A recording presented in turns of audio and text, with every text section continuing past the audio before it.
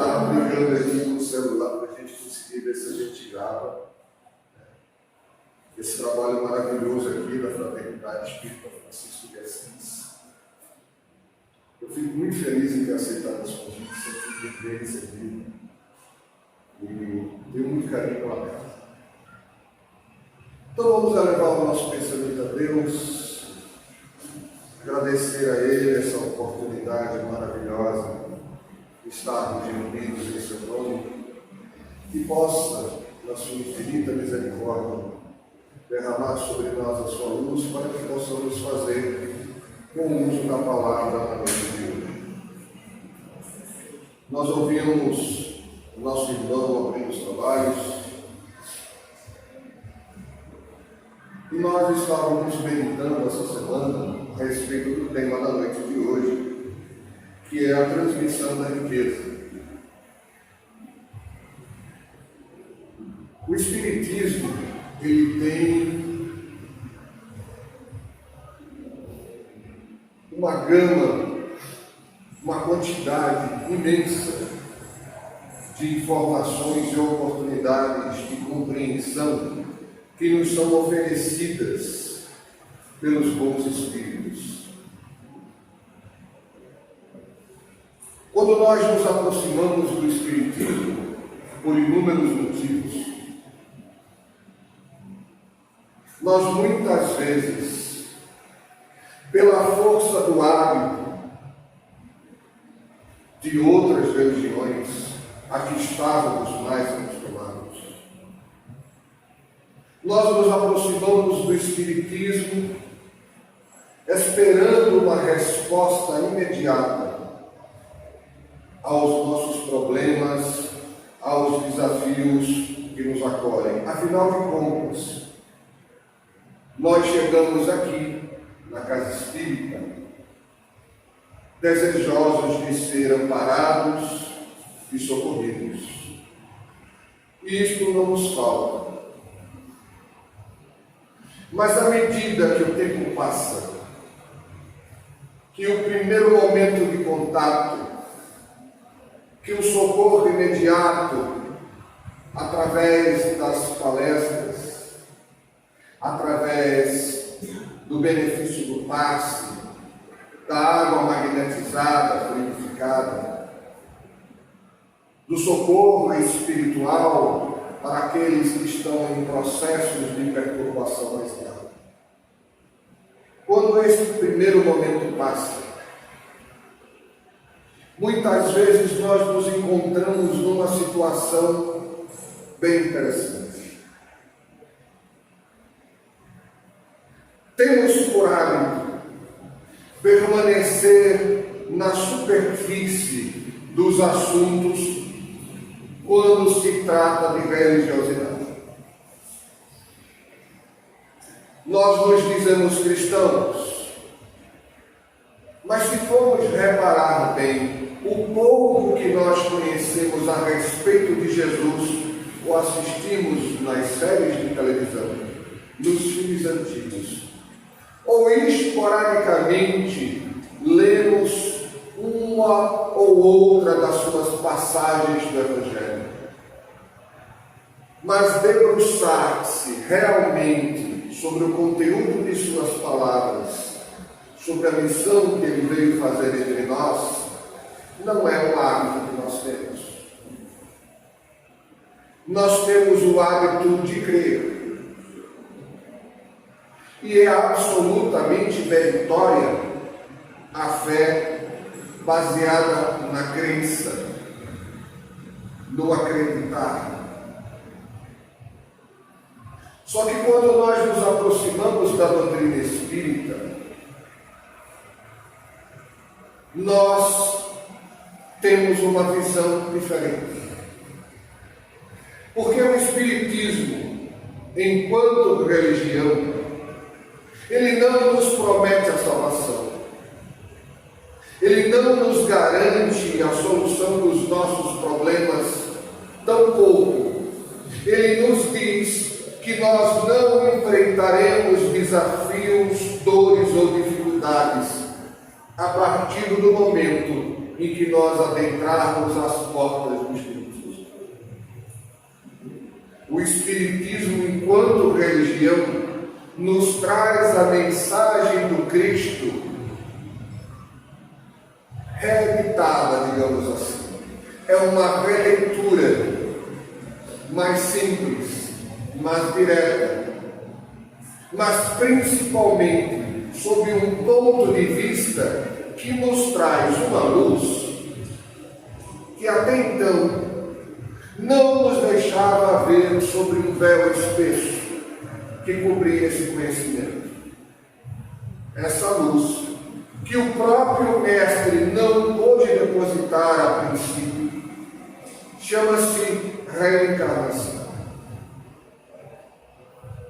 E para fazê-lo, o Espiritismo teve que nascer como ciência. Teve que nascer da observação e do estudo científico. Para daí, da observação em loco, no local, ao vivo, dos acontecimentos, dos fenômenos, da comunicação dos próprios espíritos, da observação, da comprovação da existência da vida após a morte.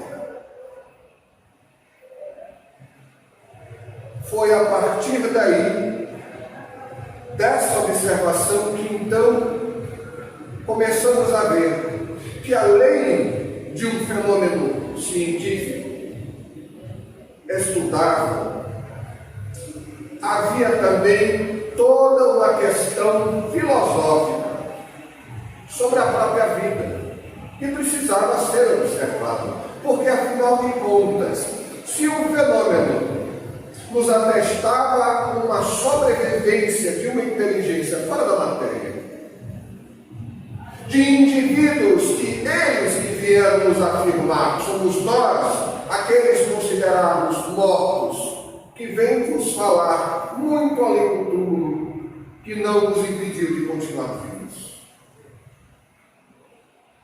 Diante dessa visão, inevitável pensar, então quem somos? O nosso corpo, na verdade, é um instrumento muito útil, perfeito, com o qual nós nos manifestamos na realidade física, mas nós não somos o nosso corpo. Quando começamos a analisar isso e pensar na dificuldade, nas lutas, nas diferenças sociais, econômicas, das diferenças educacionais, de oportunidades de vida, até mesmo geográficas, em que as pessoas são submetidas ao longo de toda a existência do nosso planeta. A lógica nos faz pensar que seria injusto se tivéssemos uma só existência física. Então passamos a entender que não uma, mas nós temos várias experiências reencarnatórias, mas vida temos uma só. Porque a morte é um fenômeno biológico da cessação da vida física, não do espírito. Então nós nascemos e morremos, mas a vida não tem o contrário. Nós continuamos vivos. E, consequentemente, começamos a entender o que iria nos falar o nosso amado Mestre, quando nos dizia que a cada ação nossa é de nossa responsabilidade e que nós precisamos viver segundo esta nossa crença de que nós não somos só o corpo. Primeiro era necessário quebrarmos essa ideia. Nós começamos a aceitá-la. Mas com a oportunidade que o Espiritismo nos traz no Ocidente, porque no Oriente nós não estamos falando de uma novidade. A reencarnação é muito bem conhecida. estemos colocando uma moda nova. A mediunidade é conhecida desde o início da mediunidade, desde o início da vida humana. O homem teve alguma forma de contato com o plano espiritual. Isso é inato da natureza humana. A ideia do divino, a ideia do espiritual faz parte de quase toda a cultura conhecida. Então é algo inato da natureza humana, consequência das experiências que no fundo da nossa consciência permanecem, embora não venham à tona com facilidade. Então o Espiritismo veio nos abrir, em consequência dessas observações, a religião também. Mas uma religião no sentido de nos religar a Deus, de nos aproximar do amor do divino. Kardec, na primeira pergunta do Livro dos Espíritos, de maneira maravilhosa, ele nos pergunta: o que é Deus? A pergunta por si só já mostra o cuidado e a sabedoria daquele professor, daquele cientista, daquele educador, porque ele pergunta: o que é Deus? Ele não pergunta quem é Deus, porque ele estaria sugerindo a resposta de que Deus seria alguém. E ele não pergunta que é Deus, ou quem é Deus, porque aí ele está dizendo que Deus é alguma coisa. E na formulação ele deixa em aberto e a resposta é que Deus é a sabedoria suprema, é o ser onipotente que nos ilumina, origem de todas as coisas. Então, que maravilha! Deus para nós necessariamente não é mais aquele senhor de barbas brancas, como lá no alto da Capela Sistina, que ele ergue o dedo e tem a imagem de Adão tentando alcançar o dedo de Deus. Nós não vemos mais Deus da mesma forma. Da mesma maneira, a nossa visão da fé mudou. Por quê? Como nós dizíamos agora há pouco, a fé baseada na crença, tão somente, é maravilhosa. Mas muitos de nós não conseguem tê-la. Porque no mundo onde nós somos tão cobrados pelo conhecimento, quando nós começamos a analisar a vida, os contrastes, nós começamos a duvidar da forma como Deus nos foi apresentado antes. Então não são poucas as pessoas que dizem: eu não acredito em religião, eu não acredito em Deus, mas eu acredito numa força superior. Porque lá no fundo, sabe ele, observando as leis da natureza, as leis da física, não dá para acreditar somente no acaso. Então a visão espírita é que a nossa fé se baseia principalmente na razão, no nosso entendimento. Então ao espírita, muitas vezes, é mais pesaroso, é mais difícil vivenciar o espiritismo no sentido religião. Por quê? Porque não pode ele mais ficar na superfície.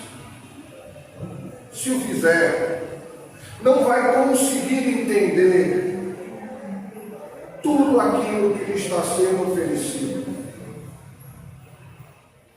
Segundo os nossos amigos espirituais, no Livro dos Espíritos, um espírita e um cristão são a mesma coisa. Mas o cristão, no sentido de seguir as palavras do Mestre, não de seguir a tradição religiosa posterior a ele. E para fazê-lo, precisamos justamente de levantar o véu que falamos no início e começar a compreender que, perante a ideia de que eu sou um espírito e este corpo é temporário, ele nasceu e vai morrer, eu não. A própria noção da minha existência aqui e agora muda.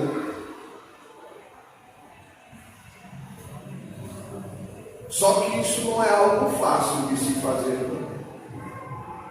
É algo que exige de nós o esforço do estudo e o esforço da prática, de pôr mãos na obra, no sentido de vivermos assim como nós realmente entendemos.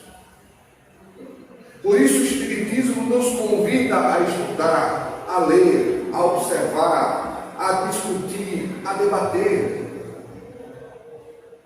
Não há nenhuma passagem, nenhum item do Espiritismo que não possa ser discutido. Não temos verdades absolutas. Mas se você tirar a reencarnação, o Espiritismo não existe mais. Mas a forma como nós a entendemos pode mudar. Porque o que nós entendemos até hoje sobre reencarnação está dentro da nossa capacidade de conhecimento. Amanhã pode ser que a ciência venha nos explicar melhor sobre reencarnação do que nós espíritas estamos falando hoje. Porque o homem evolui. Então Kardec já nos alertava, se houver alguma coisa dentro da visão espírita que a ciência mostrar e comprovar que está errado, abandonamos o ponto e seguimos a ciência. Nós não temos pontos absolutos e indiscutíveis dentro do Espiritismo. Estamos abertos a estudar e a entender, mas nós temos que provar. Nós vamos ter que debater. E não é simples. À medida então que nós vamos compreendendo essa realidade, como nós podemos ver a vida material, que já é por si só extremamente complexa. Nós temos as nossas questões pessoais, nós temos as nossas questões familiares, nós temos questões sociais do nosso trabalho, do nosso ambiente de estudo, nós temos a comunidade, nós temos questões do país e da humanidade como um todo. Então, quando nós falamos olhar a nossa vida material, tem bastante coisa para ser admitida e para ser observada. Então, precisamos começar do ponto de vista inicial. Qual seria o mais fácil? A mim mesmo. Se eu não me conheço, se eu não sei quem sou, como posso eu lidar com tantas outras coisas? Vamos começar por mim. Quem eu sou? Segundo os nossos amigos espirituais, assim como os homens, os planetas espalhados pelo universo também possuem uma parcela da humanidade neles. Nem todos, mas sim há. E dependendo da condição evolutiva, porque nós acreditamos na evolução, nós vamos estar melhor do que a nossa realidade da Terra, ou pior. Na nossa realidade da Terra, a grande maioria de nós são espíritos ainda presos na própria ignorância. Nossas tendências são mais para o mal do que para o bem, mas nós melhoramos muito. Mas o egoísmo, a raiva, o apego para nós terrestres, vamos dizer assim, ainda é muito forte. Mas assim como o indivíduo também pode evoluir, pode mudar, pode melhorar-se, a humanidade como um todo também. Consequentemente, o nosso planeta passa por esse fenômeno. Nós estamos mudando, saindo do que nós chamamos de um planeta de expiações e provas para um planeta de regeneração, onde a grande maioria, embora não espiritualizada totalmente, mas vai estar bem melhor do que a grande maioria atual. Quem não se adequa é gentilmente convidado a continuar o seu processo evolutivo em uma outra classe, como um aluno reprovado, que não vai ser expulso do colégio por causa disso, mas vai ter que tomar aulas de recuperação para não atrapalhar a turma que ficou à frente. Vivendo esta renovação, vivendo este momento, eu preciso compreender que eu passei por diversas jornadas. Eu tive muitas reencarnações, mas eu não me lembro. Graças a Deus. Se pudesse eu me lembrar de todos os erros que cometi até hoje, eu conseguiria olhar para mim mesmo sem ter ainda uma noção de espírito mais esclarecido sobre tudo que eu posso realizar. Não ficaria eu preso na culpa do passado? Então a bondade de Deus nos deu um relativo esquecimento, onde nós não nos lembramos de todas as nossas faltas, mas nós lembramos quem somos. É fácil saber quem fomos no passado? Lógico que é fácil. Basta fazer uma análise de quem se é. Faça uma análise do seu comportamento, do nosso dia a dia. O que você tem de positivo e o que você tem de negativo. E você logo vai identificar os traços de personalidade que nós trazemos que estão em desequilíbrio ainda. Os traços positivos que nós já angariamos, que podemos e devemos incentivar. Agora, a memória completa não nos é conveniente, porque nós cairíamos em culpa, em sentimentos de dor e não conseguiríamos agir. Porque a justiça divina, aproveitando-se da nossa oportunidade reencarnatória, nos reúne justamente com aqueles que estão ligados a nós de uma forma ou de outra, fazendo-nos recapitular situações de maneira mais amena, mas em conjunto. Então, família, ambiente de trabalho, onde quer que nós estejamos, estamos interligados com aqueles inimigos ou com aqueles amigos que cultivamos no passado. Embora não lembremos dos fatos, guardamos às vezes a animosidade, a dificuldade do relacionamento, as diferenças de opinião que já nos marcavam, só que agora mais civilizados, mais próximos de uma melhoria, nos é dada a oportunidade de lidar com isso na atual reencarnação. Então eu preciso saber quem é o outro? Não. Faça uma análise do que você se dá bem e do que não se dá. E você vai ver as diferenças que existem e as quais nós precisamos administrar. Porque estamos aqui para amar ao próximo como a nós mesmos.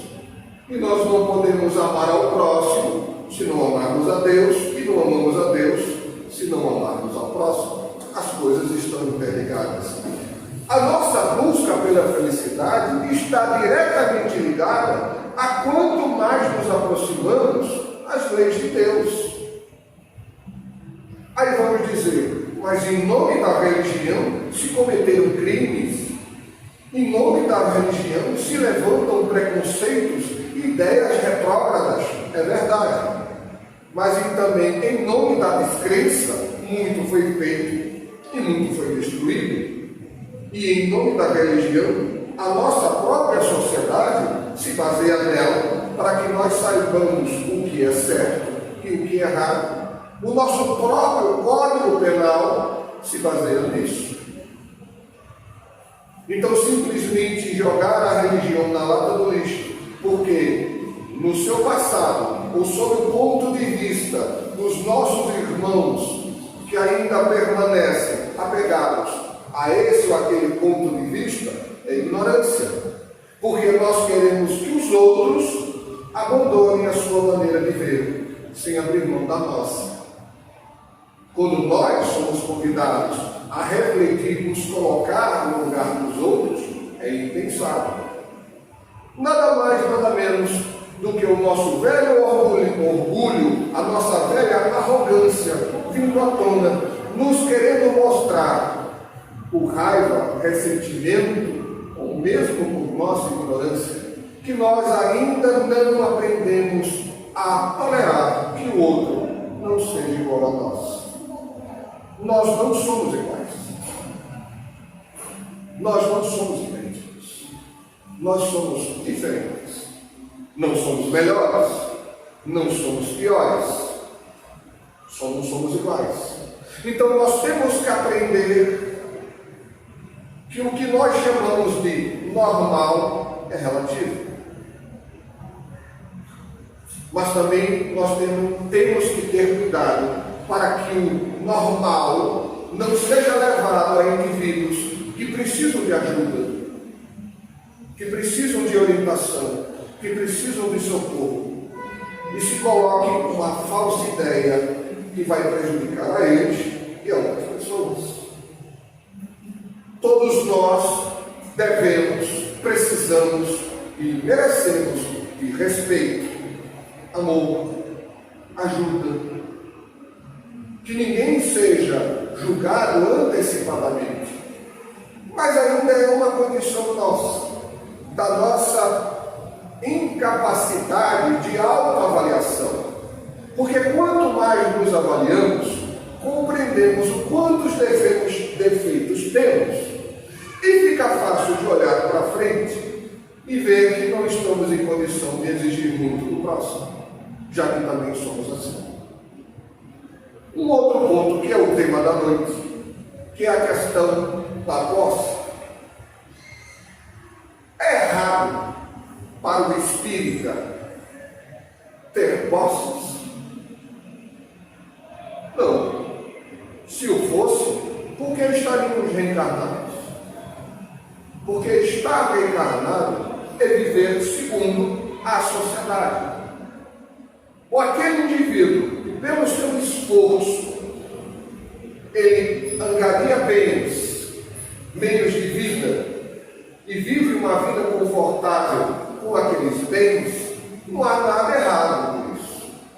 E alguém vai dizer, mas Jesus condenou a riqueza em momento nenhum.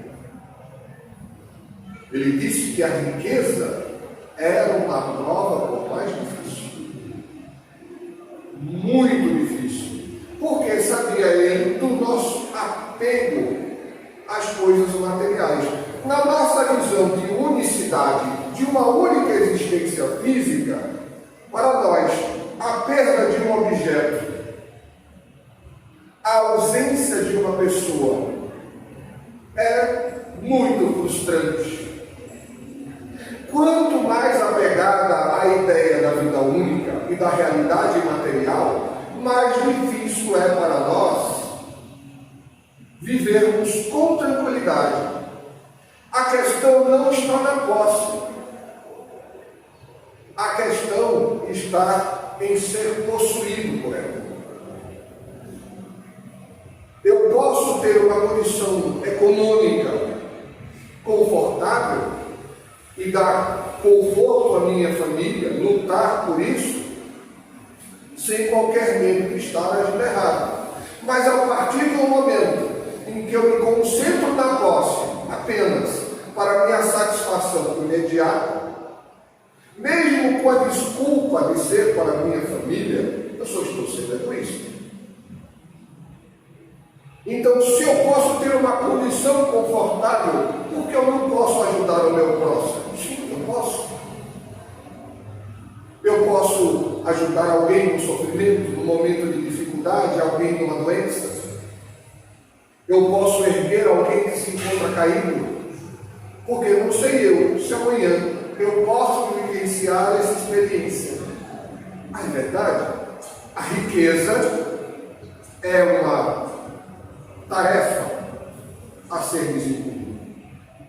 Porque aquele que muito tem, mais responsável é por distribuir. A parábola dos talentos, se te é dado alguma coisa e tu faz bom uso, mais te será dado.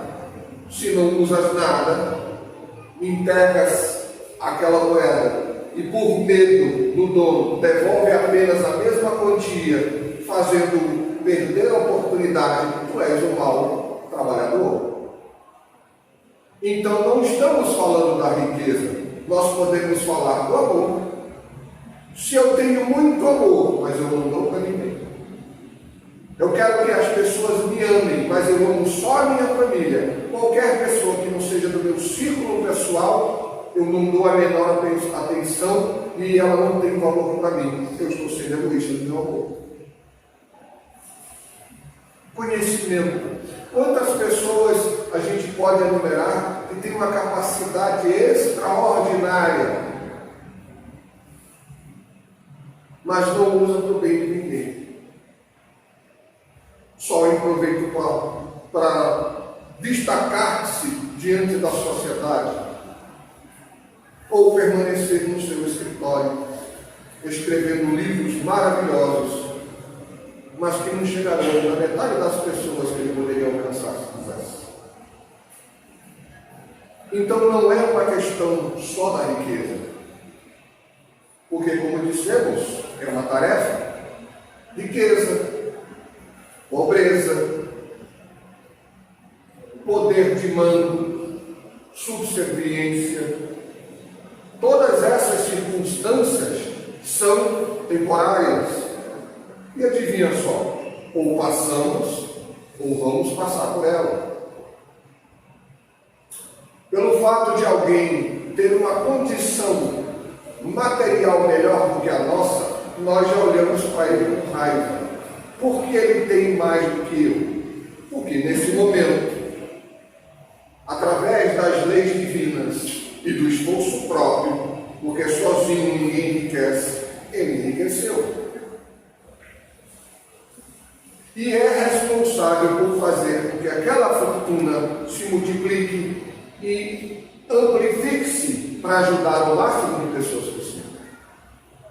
Porque quando ele falecer, quando o seu corpo voltar à natureza, ele vai levar o quê? Nada. É temporário. Por isso que a posse é uma ilusão. Vamos dizer, é empréstimo. Então, se hoje eu tenho um grande número de pessoas sob minha autoridade, eu sou responsável por elas. Mas há benefícios, mas há grandes sacrifícios. E se eu estou na condição de obedecer, de receber ordens, há benefícios e grandes sacrifícios.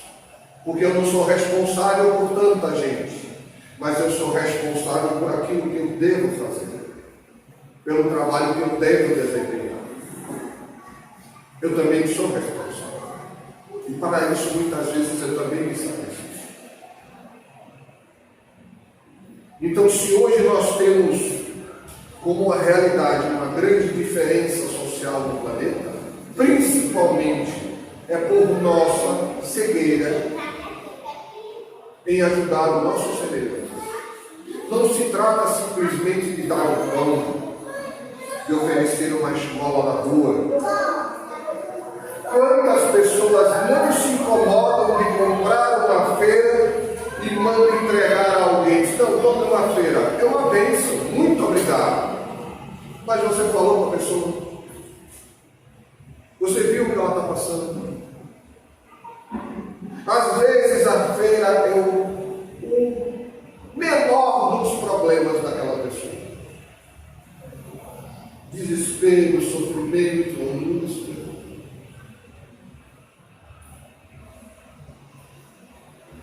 Guardamos na memória uma cena. Estávamos numa rodoviária, apressados porque o nosso ônibus estava breves minutos para sair.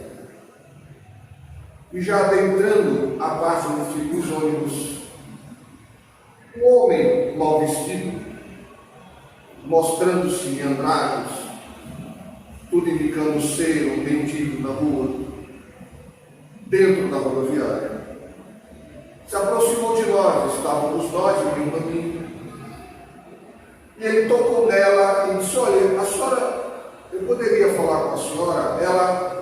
Quando ela olhou o nosso ônibus, as pessoas já estavam embarcando. Ela pediu desculpas a ele, abriu a carteira, puxou uma nota, entregou a ele e fomos andando. Eu compreendi que ela estava apressada e fomos em direção. E não demos maior atenção a ela. No momento em que ela estava para embarcar, ele a segurou pelo braço. Disse, minha senhora, me desculpe. Ela me devolveu a nota e disse a ela, eu não queria o seu dinheiro, eu queria a sua atenção. Tem músicos que ficam. Foi uma lição muito dura e inesquecível que nós tivemos. Ele não estava pedindo nada. Talvez ele quisesse uma informação ou alguma outra coisa, mas já pressupomos, pela sua aparência física, de que ele estava numa condição de pedir. Veja como nós, mesmo com toda a boa vontade, podemos às vezes julgar e ofender o próximo. Então, não é simplesmente se dizer, eu sou espírita, eu leio o Evangelho, eu li até o livro dos Espíritos. É vivenciar no nosso dia a dia essa realidade. E o mais importante, porque posso eu ter inúmeras posses, dinheiro à vontade, milionário. Posso eu, então, que tanto lutei, passar isso aos meus descendentes? Claro, sem problema nenhum. E sabe por quê? Porque ninguém vai conseguir fazer com que eles recebam se a bondade de Deus não permitir. Quantas vezes nós presenciamos grandes indústrias, milionárias, impérios erguidos por uma pessoa que no seu falecimento, ao ser distribuída pelos seus descendentes, uma a uma fechou as portas e desapareceu. Porque não significa que todos nós tenhamos a mesma capacidade para gerir e administrar aquilo. Principalmente quando nós não ensinamos ao nosso descendente o valor do esforço que foi para realizar aquilo. Como nasceu ele numa condição muito melhor, toda vez que alguém diz, mas no meu tempo não era tão fácil, ele não entende. Ele não entende o que ele quis dizer, porque ele não vivenciou aquela experiência.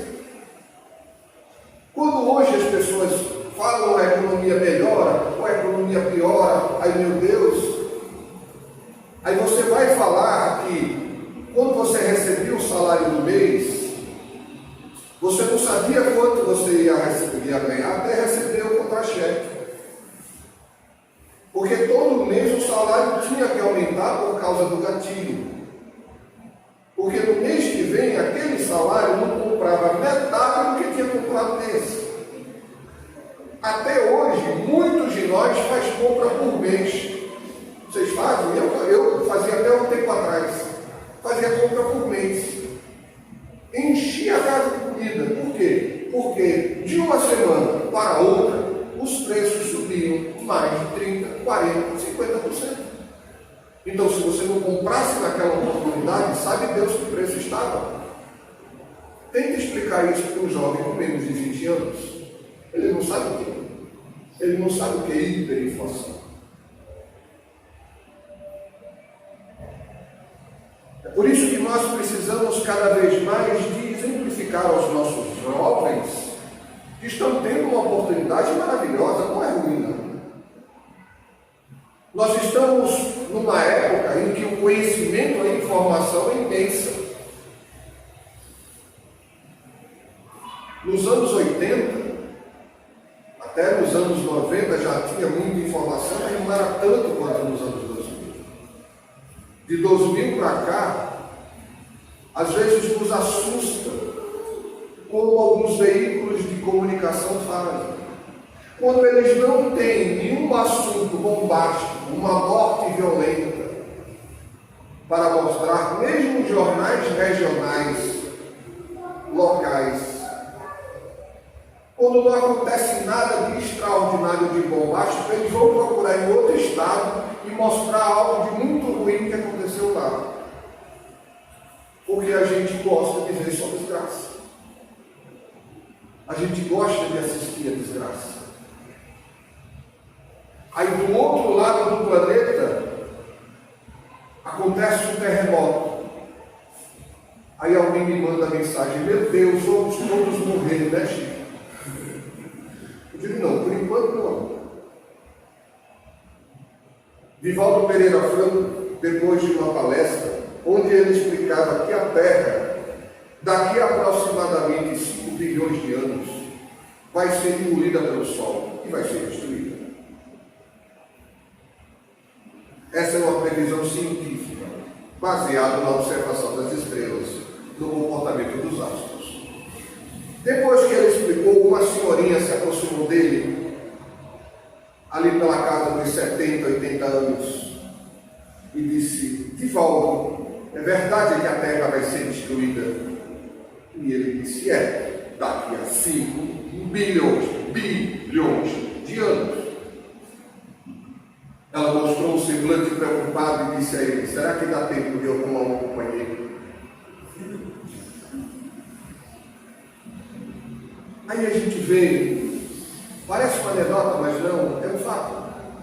A gente vê como cada pessoa, às vezes, reage à realidade de formas diferentes.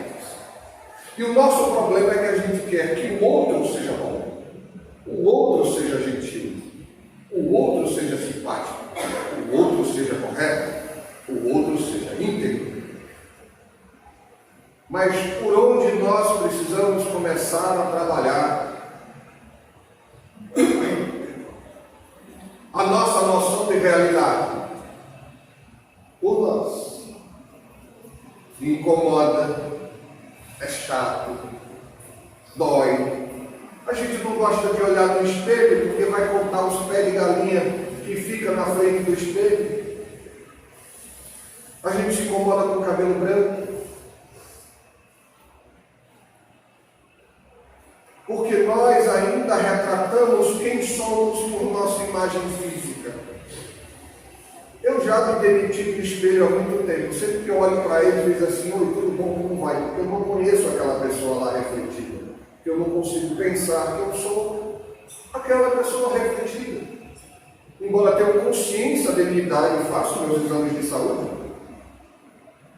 minha cabeça não corresponde. Antigamente, uma pessoa com seus 40 anos de idade estava sentada na praça jogando dominó, consciente de que sua vida havia acabado. Bobagem. Hoje, quando a gente chega nos 80, que a gente pensa: agora eu comecei a envelhecer. Que bom que a nossa mentalidade evoluiu, porque a própria ciência comprovou que nossa capacidade não diminui assim não, a não ser que tenhamos um problema de saúde. A nossa capacidade mental continua perfeita, salve de volta. está com seus 95 anos aí, firme e forte, lógico, com as limitações inevitáveis da idade. Mas eu não quero fazer um debate com ele, não, porque sem chance. É um livro vivo.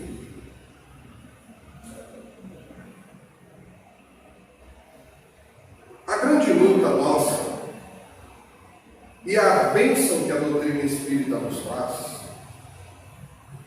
é que nós podemos adentrar esse conhecimento.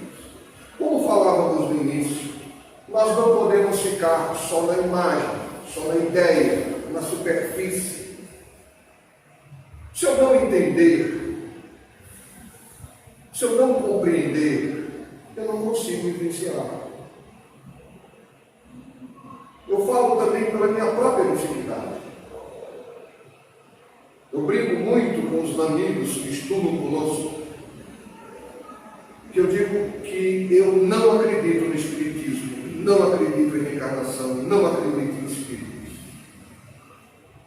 Eu sei, eu entendi. E eu tento trazer essa realidade para o meu cotidiano. Ainda mais enrolado estou, porque sou médico. Não tem nem como dizer que não percebo ou compreendo, porque estou envolvido até os fios da alma de harmonização. Mas se não estivermos atentos ao nosso comportamento, às nossas ideias, ao nosso pensamento, se não fizermos um hábito, a prece, a meditação, a autoanálise, não precisamos virar um monge, não. São exercícios simples de cuidado pessoal. Acordou, faça uma prece, agradeça a Deus, leia um bom livro, leia uma mensagem antes de sair. Sua vida vai mudar, aquele seu dia vai ser melhor? Não. Vai ser igualzinho do jeito que tinha que ser. Você vai mudar. Você vai melhorar. Você vai começar a acostumar-se a manter um padrão mental mais elevado, a ver o próximo com mais simpatia. Se todo dia refletir um pouco e não deixar para pensar isso uma vez ou outra, quando for numa instituição religiosa, nós vamos ser mais humanos. Nós vamos viver Jesus mais no nosso dia a dia. Consequentemente, conseguiremos até sermos felizes. Mas isso também passa. Porque a felicidade passa, a tristeza passa, a doença passa, a saúde passa. Tudo passa. Tudo isso aqui é passageiro. Então, como passageiros nessa grande viagem que é uma reencarnação, temos que aproveitar as oportunidades que aparecem. E tentar trazer a compreensão que não são os nossos problemas, não são as nossas dificuldades. Somos nós que criamos tanta tensão, tanta angústia, tanta preocupação, que elas aumentam de tamanho nos incomodam. Se nós conseguirmos olhar para a vida, tendo a noção que ela não acaba, a morte para nós não vai ter o mesmo significado. Vamos sentir a saudade daqueles que partiram, como sentimos saudades de quem mora muito longe e fica caro sair para visitar toda hora. Às vezes a gente passa anos sem falar com eles, mas sabemos que eles estão lá. Quando der chance, a gente vai matar a saudade, vai se encontrar de novo, vai se ajudar mutuamente. E às vezes nós achamos que eles estão tão longe, e estão às vezes perto de nós, orando por nós, querendo que nós despertemos, porque somos espíritos, somos individualidades abençoadas por Deus, somos consciências que não vão desaparecer, não vamos nos juntar a um todo, mantemos a nossa individualidade, mas podemos juntos ser mais harmônicos, trabalharmos melhor e crescermos como indivíduos. Então convido aos nossos amigos, assim como eu mesmo me proponho, vamos estudar o Espiritismo com mais afinco.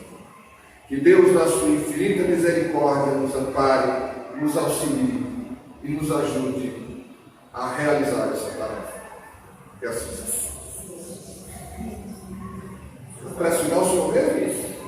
Tá bom. Perdão que a garganta está ruim.